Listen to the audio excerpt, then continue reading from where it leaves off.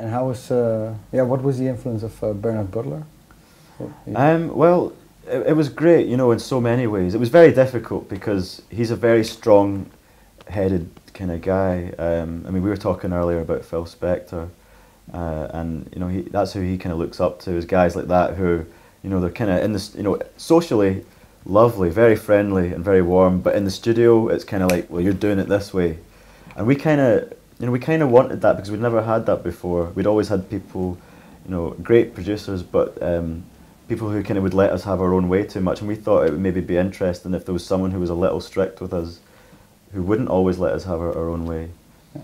And so because Bernard was like that, there was a lot of fighting and a lot of tension, but it got some really interesting things out of us that we, you know, we wouldn't have otherwise done. Yeah. Like, you know, he'd make us cut things out of songs that he didn't think were working, or change the keys of songs and things like that. And you know, I'm glad we did it with another musician because he's a great musician as well. So he would, you know, if we had a song that we didn't really know what was good about it or bad about it, he was able to come in with fresh ears and a fresh opinion and kind of say, well, this is the best bit of the song. It's not the bit that you think's the best.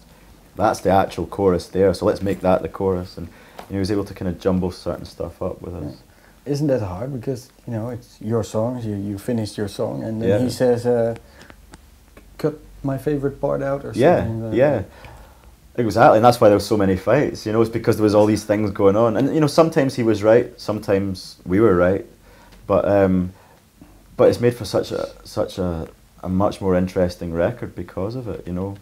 A lot of our favourite records were made like that, where there was a lot of, you know, like Phil Spector records, or like, you know, like an example would be like Berry Gordy doing Motown and, you know, purposefully making the band raise the key of I Heard It Through the Grapevine so that Marvin Gaye's like really kind of stretching for it. Yeah. Or, I mean, the best example would be, you know, Bernard's a really huge Martin Hannett fan, you know, the guy that produced Joy Division. And, you know, when Joy Division went in to record with Martin Hannett, he made them, you know, play the drums on the roof all day long. He made them put synths on the record, and they didn't want synths. You know, they thought they were a punk band.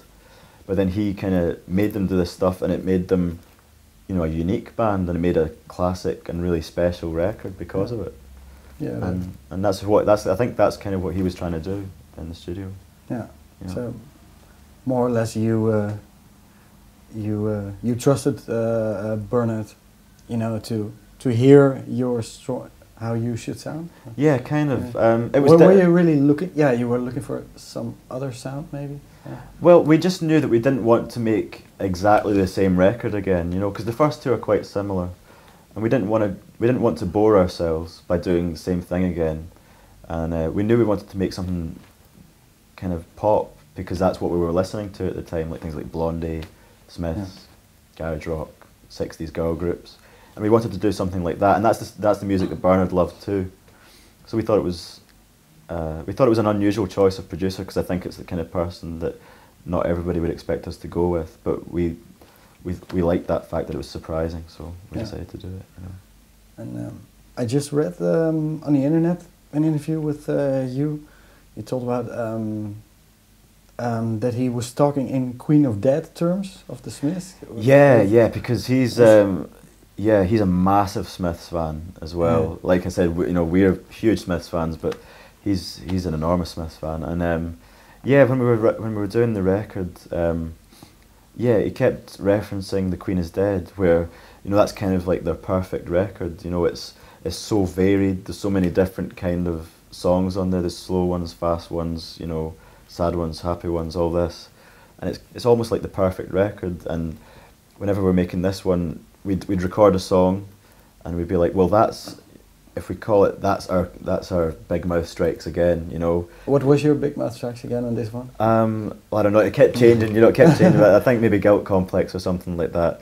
So he'd be like, well, what we need now is maybe us, we'll record this one, like we'd pick a kind of slightly slower one, and that's how we kind of chose the track listing, was so it was a nice kind of flow, and that we had 30 songs to pick from, but we narrowed it down to 12, and we narrowed it down to the 12 most kind of varied ones, because I think the previous records, although we love them, maybe a lot of the songs sounded very similar, so we wanted something that showed a bit more diversity. We picked songs that had that for this record, to be like The Queen is Dead. Yeah, so the spirit of the Smiths was all over this. It was, yeah. Yeah. Okay.